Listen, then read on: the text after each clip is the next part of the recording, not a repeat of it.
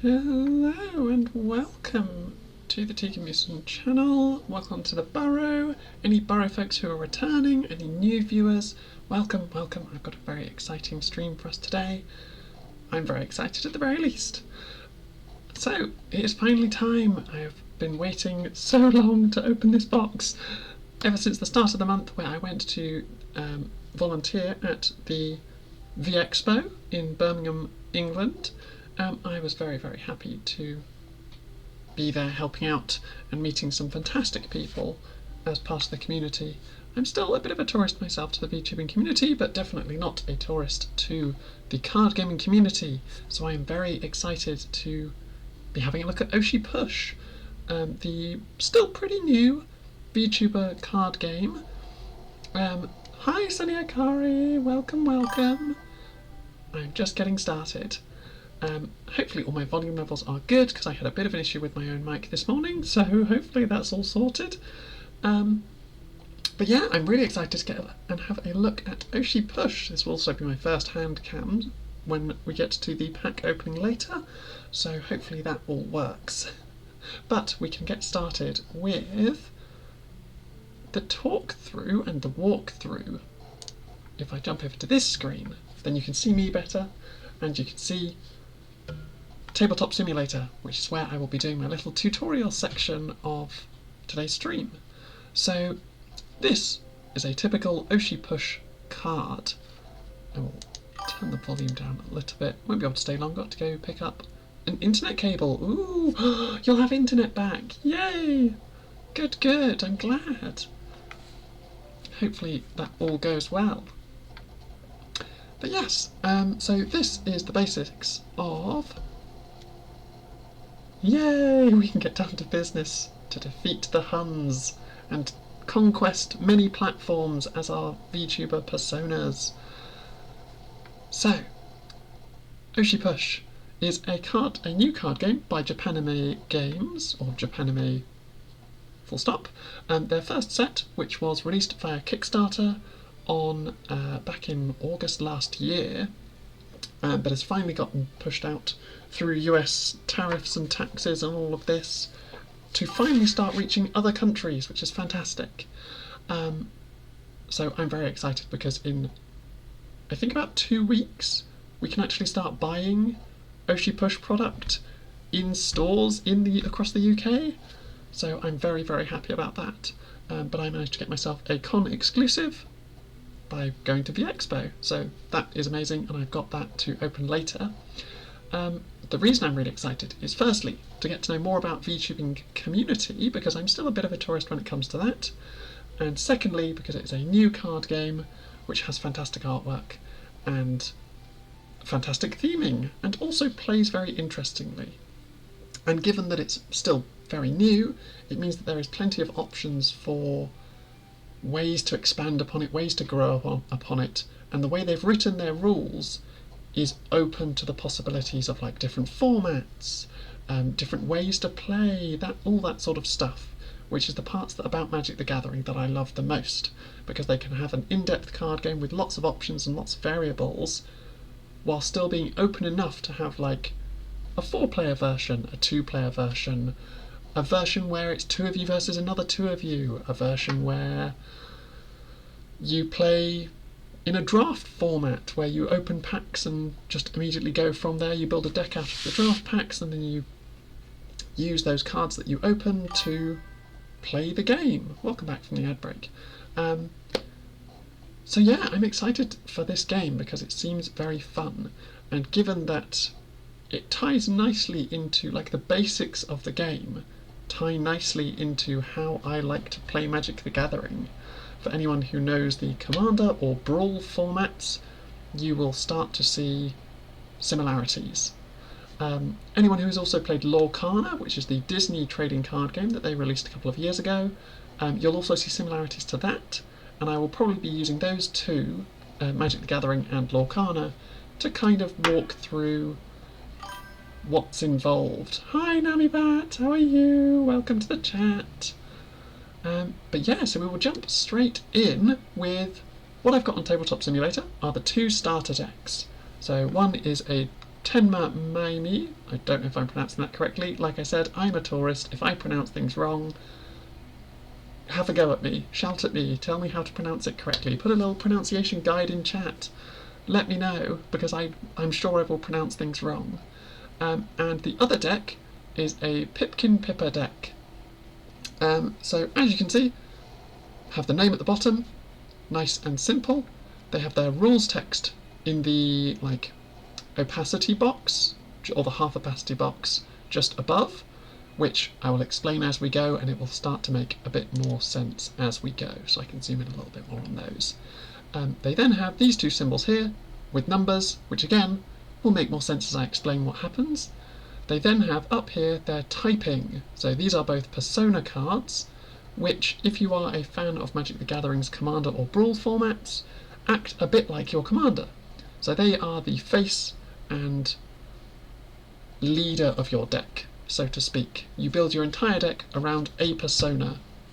In the game so far, we have Tenma, we have Pipkin, we have Utatane Nasa. Again, if I'm saying any of these wrong, apologies greatly. I am still a tourist. Please forgive me. We have Ashelia Rinko, we have Hakushika Iori, we have Fujikura Uraka, and we have Shisui Michiru. I was a little bit disappointed when I found out that Komichi Panko wasn't one of the Phase Connect VTubers that was involved in making or being part of Oshi Push. I'm really hoping we get a Komichi Panko card, persona card, but we are also set to see lots more persona cards, lots more options for decks. There is another release coming up, and they are doing more independents, more other companies.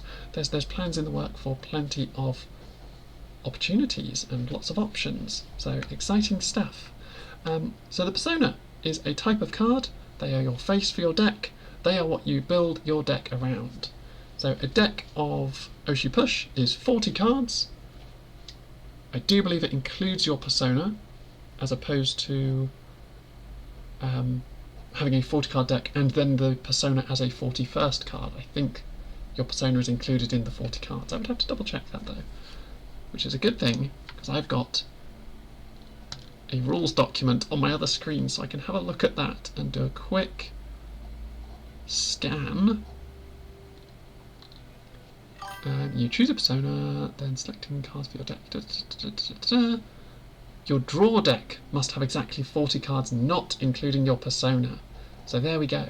It is actually a 41 card deck technically, because you have your 40 card draw deck and your persona who sits outside of your draw deck in what is called the studio. Similar to a command zone for any Magic the Gathering players. It acts very much in the same way. It is a place where your persona sits, where your leader sits when they are not in the game. So when the game starts, they go into the studio, your draw deck goes into your draw deck pile, and you also have what is called a platform deck. I'm going to double check that I've said that correctly. Yes, a platform deck, which includes 5 unique platforms. So you will open these, much like the rest of the game, in packs, and they make up a 5-card deck, and you cannot duplicate any of the cards within that deck. In your draw deck, you can have up to 3 copies of any single card. So that gives you a lot more variation, a little bit less than what a standard game of Magic does, where you're allowed 4 copies of any card. This one's a little bit more limited, down to 3 copies. But then you are playing a 40 card deck as opposed to a 60 card deck. So that works itself out. The other nice difference is that you don't have cards that get you resources. I mean, I'll explain that better. You don't have cards that are dedicated to being your resource. So the way you gain resources is, as you can see here, this little pip here is called your bits. So every turn you will get the amount of bits that your persona gives you, which, as you can see with these 2 starter decks, is 3 bits a turn. You use these to pay costs for actions, upgrades, content, which are all other types of cards. Their cost would be shown up here, but of course personas being your face card do not have a cost because they are played differently from the rest of the cards. The other parts with deck construction that are required is that all of your cards in your deck must be of the themes that your persona is. So what that means is they either have to match the colour, so as you can see here, Tenma is green and Pipkin is red, based on their frame colour, so the background to their name and the colour for the background for the symbol at the top. So that denotes their colour.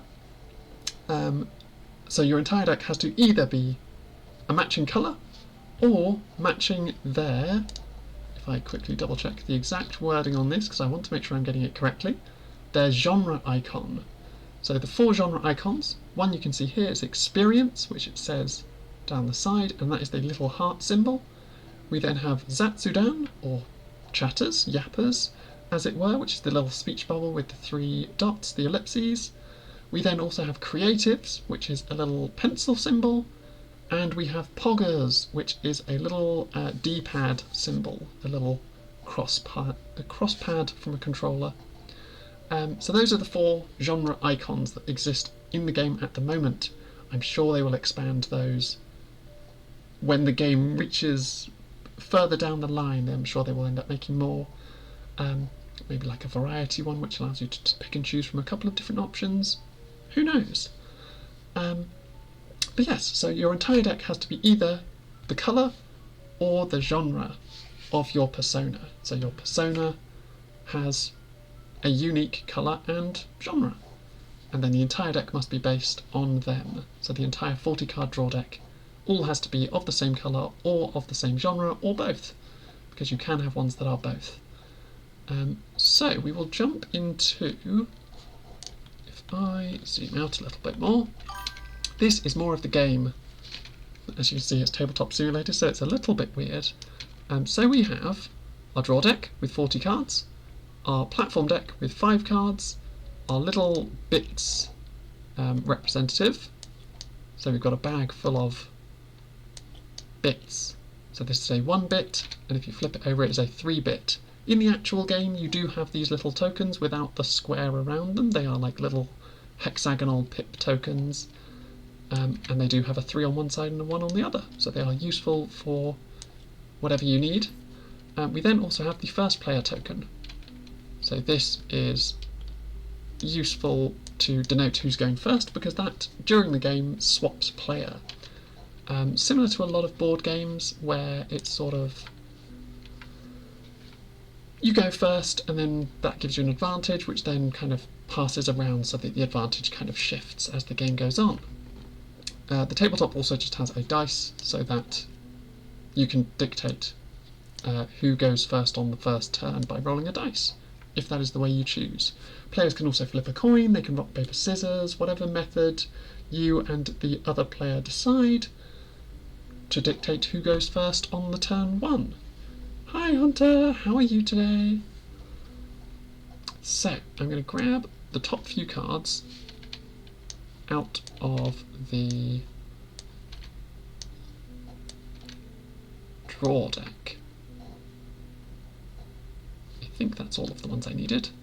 Yes. So, you can see here, this is the Pippa deck.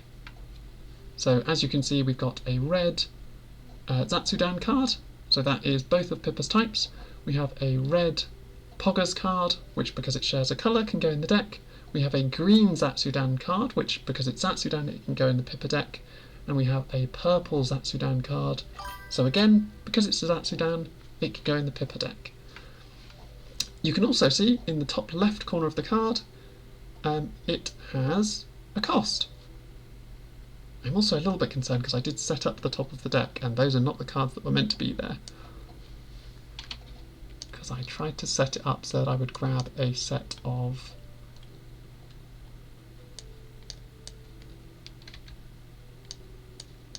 because otherwise I'm going to be doing a lot of scrolling in and out. So we've got an action, a content, an upgrade, and a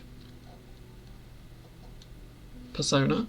That's fine, and then a platform, so we can grab that as well. spin that the right way round. There we go. So those 3 can all go back in the deck. Oh no. I have not used Tabletop Simulator in a while.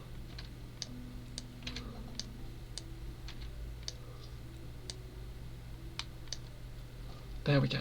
Okay, now we can scroll back in. So, the types of card that you have, as you can see here, are you've obviously got your persona, which for this deck is Pipkin Pipper, marked as the persona. This is a unique to the front of your deck. You then have action cards, content cards, upgrade cards, and platform cards, which live in their own separate deck of 5 cards. So the action cards work much like instants or sorceries, in that when you play them, you do their action and then you remove them. So for the instant of Vomit Drawer, I do not know. I'm not knowing these references, unfortunately.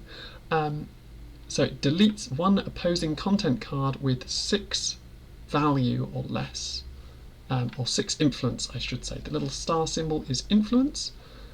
So they refer to content cards and any with 6 influence or less. So continued gameplay would be a valid target for Vomit Drawer to delete, which moves it from from play into the brain, the discard. I think they just call it the discard in this. Yes. I think it is just called the discard pile. So it moves it from play into the discard pile.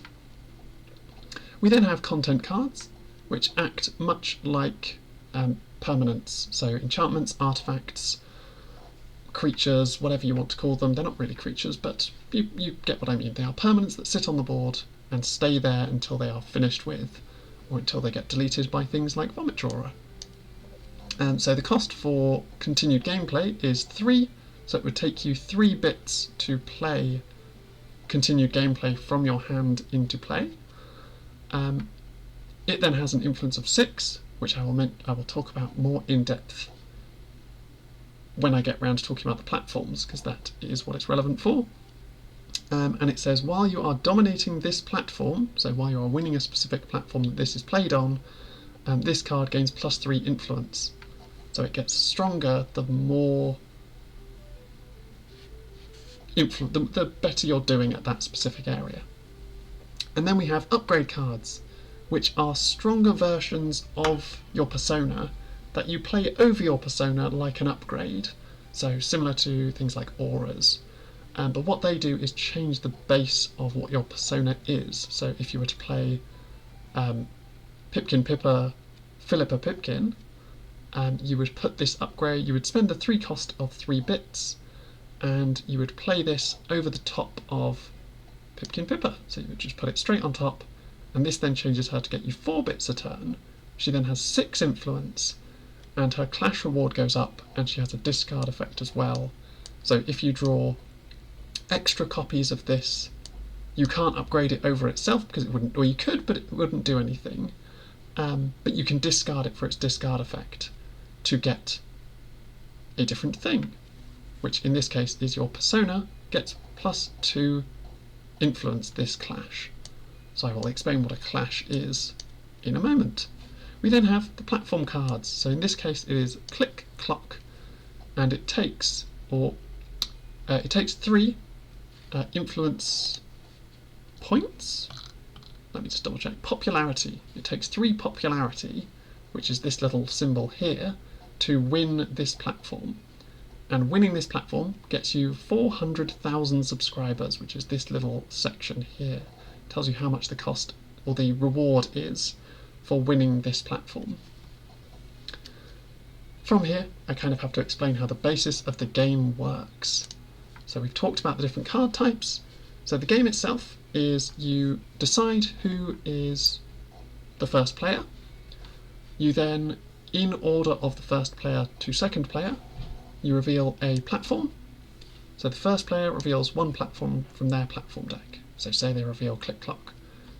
It then goes to the second player, who reveals a platform from their platform deck. So we will just grab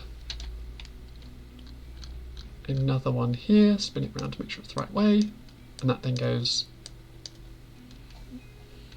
I think the first player gets to decide which side they start, so you can either start there and then that one goes in the middle and then the other one goes the other side, or that one goes there, the other one goes in the middle and the other one goes the other side. Doesn't matter a huge amount because you're going to end up with 3 regardless, and it's going to be the second players in the middle and the other 2 on the outsides.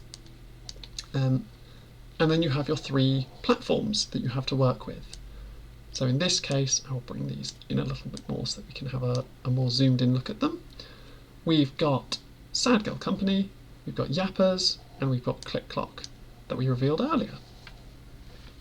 So they have different popularity costs, as you can see. We've got 3, we've got 4, we've got 3.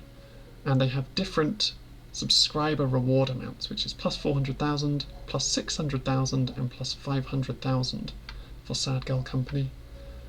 They also, if you can zoom in a little bit further, they have types.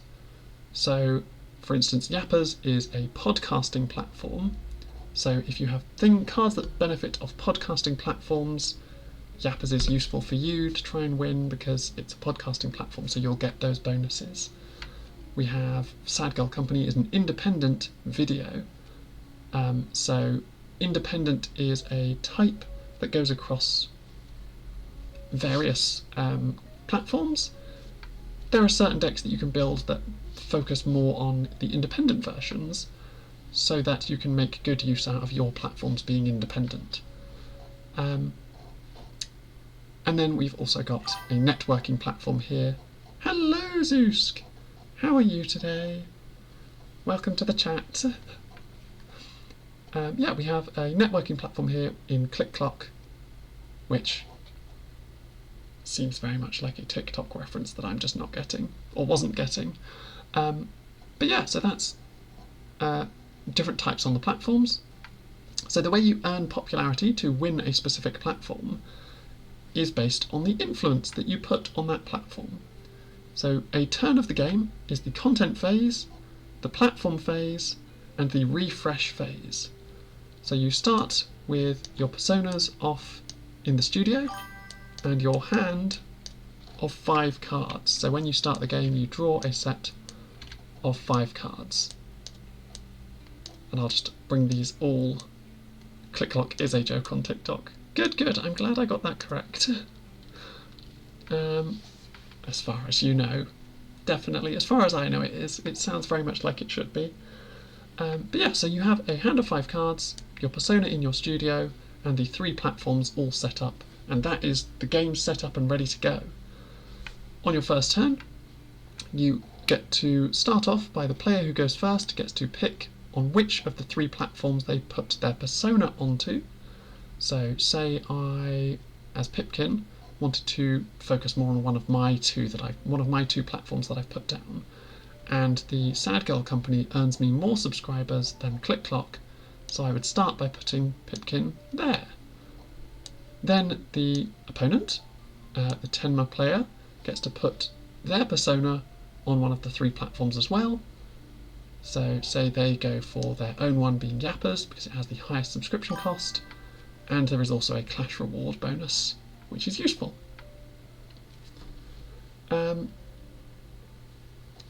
We then have the content phase.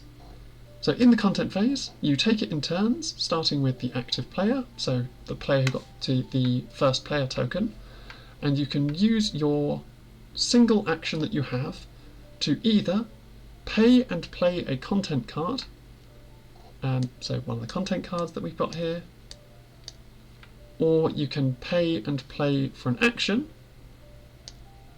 or you can activate an ability. So if we had like a discard ability here, we can use that, we can discard that and use its ability. Or if we had, say, a specific action on one of our contents that is on the board, we could then use that as well. So one of that is on a platform somewhere, we can use that ability. I don't think any of these have any that are not discard abilities though, so that is not shown up so far. You can also, if you choose not to play anything, you can pass, and then your play passes to your opponent.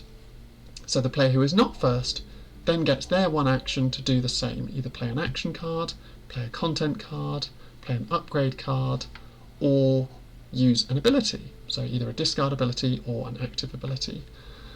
And then play passes back. So the play in the contents phase passes back and forward like this, one action at a time, until both players, or all players technically, decide that they want to pass. When all players have decided that they want to pass, we then move to the platform phase. So in the platform phase, you will then, starting with the active first player, you will choose to either start on the left-hand side of the platforms and move right, or start on the right-hand side of the platforms and move left. At these platforms, you then clash. So as you can see here, both personas have a clash reward, and the Yappa's platform also has a clash reward. So Pippa's is gain 1 bit, Tenma's is draw 1 card, and then the clash reward for Yappa's is gain 1 bit as well. So this is where you then use your influence. So say we played a couple of cards, but this is the state of the board. We have our hand down here that we have not played, they haven't played anything either. We then have clashing, so Pippa going first, decides to clash with Sad Girl Company first. We then match influences against each other, so there is 4 influence on Pippa here, no other influences involved. If you had played like content cards or used action cards, you would have bonus influences or have affected the influence of your opponent in some way. You add all of those numbers together, all of the little influence numbers, and that makes your influence total for this clash. So in this case it is 4 for Pippa, none for Tenma, so Pippa then wins a popularity vote on Sad Girl Company. So you would then put one of your Pippa little pips, so you can grab, I don't know if we've got one on this. I guess technically these ones have red and green backgrounds, so that's how it works. You can grab one of your little popularity pips and just mark that you have won a clash on Sad Girl Company. You would then move to the next one along, so we would then move to Yappa's, and Tenma has 4 influence, Pippa has none, so the clash because you have clashed here, you will also resolve any clash rewards. So Pippa, having been in a clash, will gain 1 bit, which you can then use for paying costs later down the run. I also completely forgot to mention that after putting your personas on platforms, you gain all your bits on your personas. So you get 3 bits each for these 2 personas to then use on your costs for that turn in the content phase where you're going back and forward, back and forward. During the platform phase, you can also play action cards still. So they are like instants where you can spend any bits that you've got left over to be a bit like, maybe I want to remove that just to change the way that this popularity vote is swinging. I do not even know what that is, what I've just done.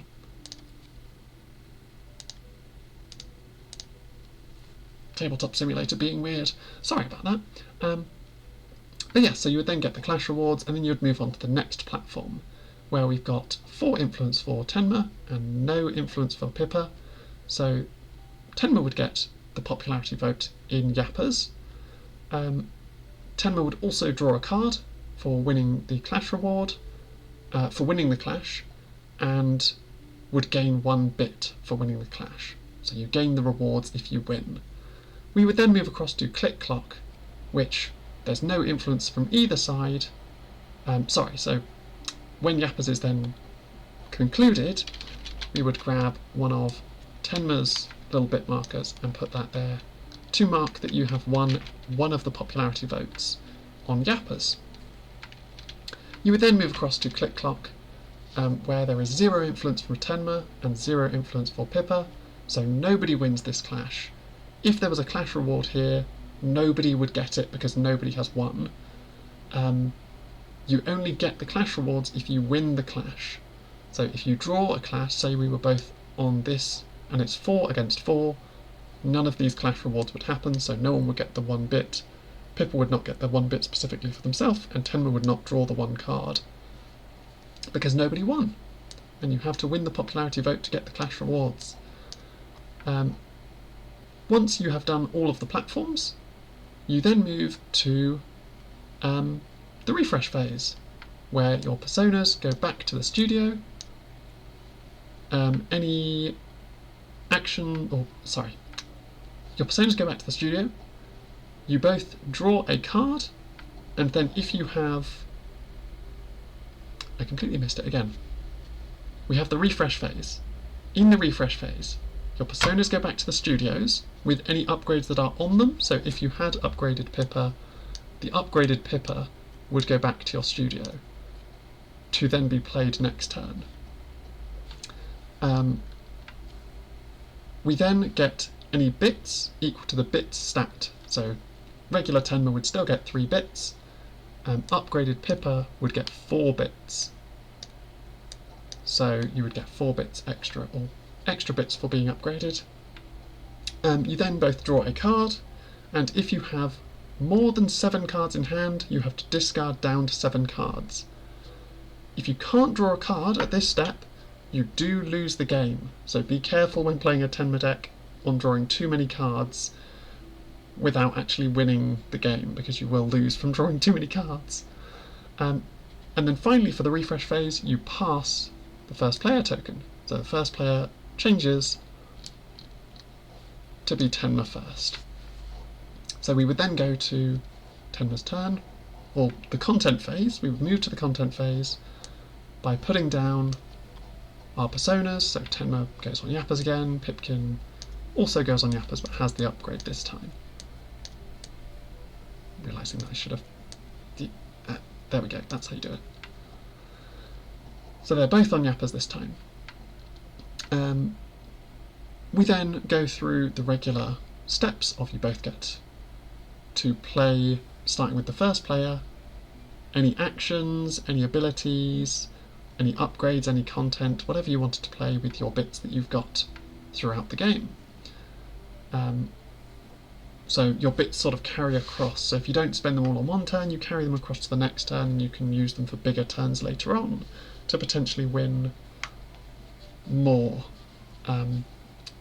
platforms sort of in one go. You then go back to the platform phase. After all the players have passed, you go back to the platform phase, and the new first player gets to pick whether you start on the one side and move inwards, or the other side and move across. And play continues like that. That is a full turn, back and forth, all that sort of stuff. When a specific persona, or their upgraded version, has won the full set, so the popularity, say we did Pippa another 2 times here and won both times, we would flip this to mark that we have gained 3 popularity votes specifically on Sad Girl Company. Because it then matches or exceeds the popularity number here, so for this one it is 3, for Yappas it is 4, for Click Clock it is 3, you then win that platform. So you get to take this platform, you get to take the platform that you win, move it over to your studio, and the amount of subscribers goes into your total. So the way you win a game of Oshi Push is by hitting 1 million subscribers. It's a nice round way of winning. So that's where the Lorcana stuff sort of comes in, where it's like you're accumulating the big resource. In this case it is 1 million subscribers, in Lorcana it is gaining lore. So it's less of a life total, losing your opponent down to 0, and more gaining yourself up to the 1 million subscribers count. But yeah, so that platform goes to your studio, the winner's studio, and you gain that amount of subscribers into your total towards your victory. The losing player of that platform then takes the platform that is next in their deck and replaces the platform that has just been removed. So that would happen at the end, or once you've clashed and someone has hit the popularity total. That then happens pretty much immediately. If you remove the platform, you win the platform, you gain the subscribers. If the game hasn't finished, the player who lost the platform, the player to the left of the player who won the platform. So notably, it's set up in a way that if you're playing, say, a 4-player game, it's not written as the losing player of the platform replaces it. It's written as the person to the left of whoever won replaces it. So you could play like an 8-player game and the 7th player wins a platform, so the 8th player puts a new platform in, or the 3rd player wins a platform, so the 4th player puts a new platform in. But in a 2-player game, it's basically the person who didn't win gets to put the new platform down because it's more focused towards their deck, because they built their own platform deck. So you would think you would focus it. So in this case, we've got Gamble Punch, which takes 2 popularity to win, only gets you 300,000 subscribers, which is still a lot. It is a platform independent, so the Tenma deck definitely seems to have some independence.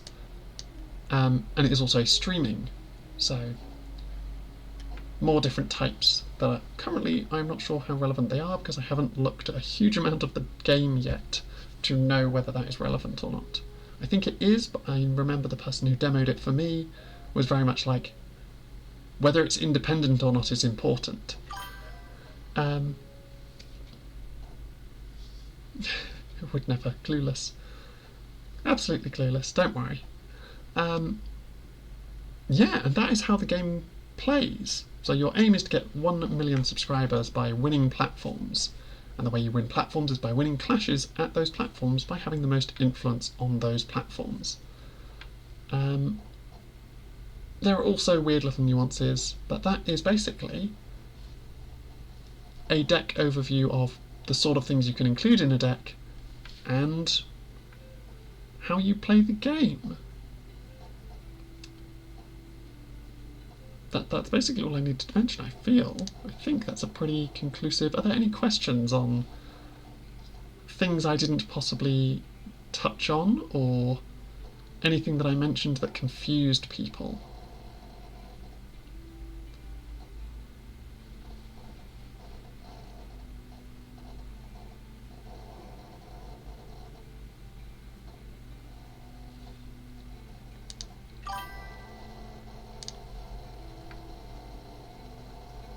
You get the idea, you'd need to play it to really hammer the rules in. Yes, definitely. And, like, I've only played one game of this in the demo that I played, so I'm still a little bit shaky on the rules myself, which is why I missed out, like, specific timings on where things go in a turn. But that's the general overview, and if we were to play it, then we could learn it properly. You get it. Definitely. You understand. So now I'm sure I could jump into the next section of my